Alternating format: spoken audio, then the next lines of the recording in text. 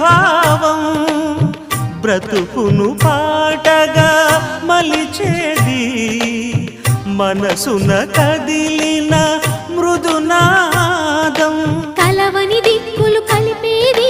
నింగిని నేలకి దింపేది తనే కదా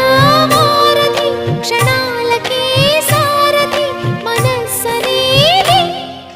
అహో ఒక మనసుకు నేడే పుట్టిన రోజు అహో తన పల్లవి పాడే